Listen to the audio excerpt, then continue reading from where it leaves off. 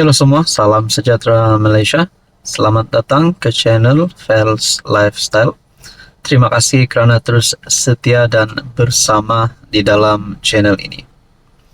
Tuan-tuan dan puan-puan, akhirnya beberapa hari ataupun mungkin sudah 1 minggu ataupun beberapa waktu kebelakangan ini, konspirasi politik untuk menjatuhkan Ketua Menteri Sabah semakin kuat. Kerana melibatkan isu skandal rasuah di Sabah. Tapi itulah, rakyat Sabah mahu kebenarannya. Siapakah yang benar-benar terlibat? Siapakah dalang daripada skandal rasuah ini?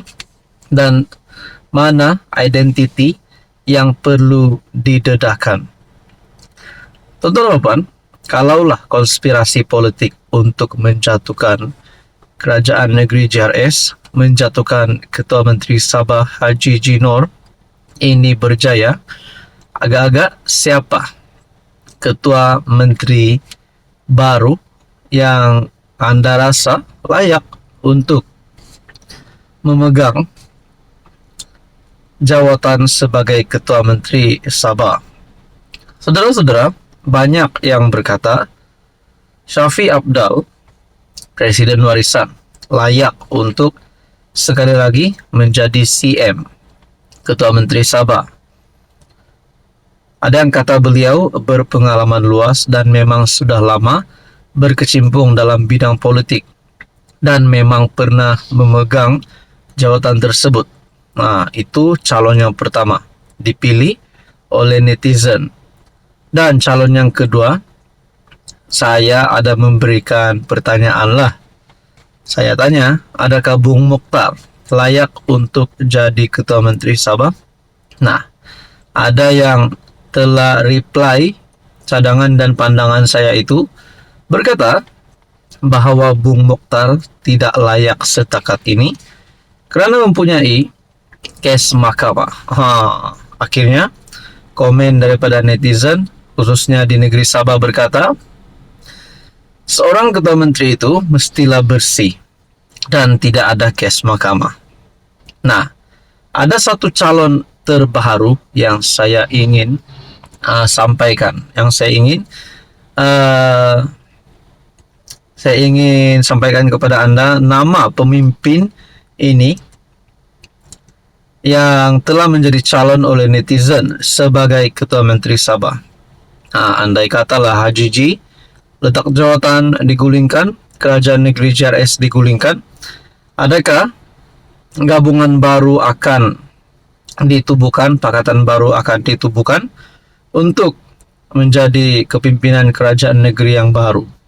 Saudara-saudara yang saya amat hormati, ada yang memberikan cadangan, setuju kalau Munirah jadi CM. Wow.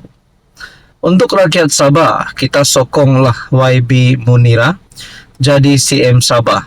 Ini kalilah perempuan pula kita punya CM Sabah. Saudara-saudara, baru-baru ini Munirah, ahli parlimen dari Kota Belud, Parti Warisan, ada membuat kenyataan yang menggemparkan seluruh dewan. Mungkinkah ini menunjukkan beliau layak untuk memegang tampuk pemerintahan Kerajaan Negeri Sabah, di mana sebelum ini telah ada perkongsian MP Kota Belud geram, kecewa Sabah masih tercorot. Bekas Timbalan Menteri Isna Raisa Munirah Majlis meluahkan kekecewaannya apabila Sabah terus tercicir daripada pembangunan. Beliau juga berkata, berdasarkan kepada data yang dibekalkan kerajaan, dia mendapati semua daerah di Sabah berada di kedudukan tercorot berbanding tempat lain. Tuan-tuan, dalam perkongsian ini, sebagai orang Sabah, saya geram. Paling rendah sehinggakan program dan projek di negeri pun masih di bawah. Tidak dilaksanakan sepenuhnya. Hanya dibelanjakan 46% daripada 6.7 bilion menurut Munirah. Jadi saudara-saudara yang saya amat hormati, menurut anda, layakkah Munirah untuk jadi CM Sabah yang baru, ataupun mungkin Ketua Menteri dikekalkan hari ini, atau Syafiq Abdal sekali lagi jadi Ketua Menteri Sabah, ataupun Anda mempunyai cadangan dan komen. Apa komen Anda? Hai, hello, salam sejahtera Malaysia. Selamat datang ke channel Fels Lifestyle. Tuan-tuan dan puan-puan yang saya amat hormati, saudara-saudara, berkaitan dengan skandal rasuah di Sabah, kalaulah di dalam skandal rasuah ini melibatkan nama-nama besar kepimpinan politik kerajaan negeri Sabah, yang melibatkan ahli-ahli terbesar, adun, parlimen, YB di dalam kepimpinan tertinggi kerajaan negeri Sabah GRS, adakah akan ada kesan yang buruk terhadap kepimpinan yang diketuai oleh Ketua Menteri Sabah hari ini, Haji G. Noor? Berkaitan dengan ini, bagaimana pula dengan pandangan sesetengah orang ini adalah konspirasi politik untuk menjatuhkan Haji G. Noor? Tuan-tuan dan puan, akhirnya ini berbalik kepada satu persoalan yang paling utama, yaitu adakah DUN Sabah akan bubar lebih awal? Perkongsian daripada Shahabuddin bertarik 18 November. Haji G bubar DUN Sabah lebih awal. Dakwaan rasuah melibatkan beberapa adun di Sabah terus menjadi isu hangat, malah semakin hari semakin menghangat. Selain beberapa adun, nama Ketua Menteri Haji G. Noor juga turut dikaitkan sama dengan perlakuan rasuah itu. Di samping rakaman audio yang didedahkan oleh seorang pemberi maklumat sudah bertebaran di media sosial, SPRM sendiri sudah memulakan langkah melakukan siasatan. Sehingga ini dilaporkan seramai 5 adun Sabah sudah diambil keterangan. Beberapa pemimpin UMNO kemudiannya tampil mendesak agar siasatan menyeluruh dilakukan SPRM dalam isu berkenaan. Maksud menyeluruh itu tentulah selain adun-adun yang harus disiasat, pemberi maklumat yang sebelum ini memohon perlindungan sebagai saksi, serta Haji G sendiri mestilah juga disiasat sama. Jika tidak disiasat semua mereka itu, tidaklah menyeluruh namanya. Berdepan perkembangan ini, Haji G menggesa JRS agar meningkatkan usaha melawan fitnah. Apa yang saya maksudkan ialah taktik kotor pembangkang serta konco-konco mereka yang bersekongkol ingin menjatuhkan kerajaan GRSPH plus melalui sebaran fitnah, pelbagai tuduhan dan pembohongan terhadap kerajaan negeri dan kepimpinan parti. Inilah cabaran semasa yang wajib kita perangi habis-habisan, kerana ia boleh meracuni pemikiran rakyat untuk membenci kerajaan dan kepimpinan parti.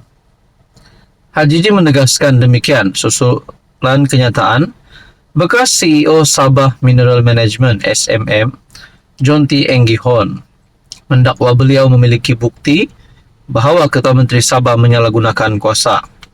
Pokoknya, politik Sabah tidak akan aman sehingga tarik PRN diadakan. Apalagi Haji G sendiri sedar isu rasuah ini ditafsirkannya hanya bertujuan untuk menggugat kerajaan negeri pimpinannya menjelang PRN akan datang.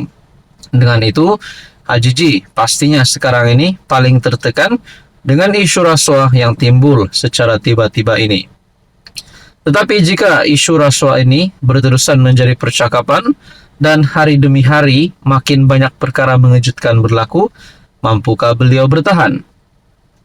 Lalu, sebagai jalan pintas untuk mengekalkan kuasa dan mengelakkan keadaan bertambah buruk, apakah mungkin Haji G akan membubarkan DUN Sabah lebih awal? Apakah PRN Sabah diadakan sebelum berakhir tahun 2024 atau barangkali seawal Januari 2025? Para saudara, sebelum ini CM Sabah telah membuat pengumuman bahawa tarik PRN adalah pada Oktober 2025. Tapi bagaimana pula dengan ulasan Shahabuddin Husin ini? Saudara-saudara, kalau benarlah Ketua Menteri Sabah terlibat dengan kes mahkamah, kalaulah rasuah ini melibatkan nama beliau dan beliau akan terlibat dengan kes mahkamah, adakah beliau masih layak untuk memegang jawatan itu? Ataupun mungkin lebih teruk, mana-mana ahli politik yang terlibat di dalam isu skandal rasuah ini akan ditangkap. Apa komen Anda?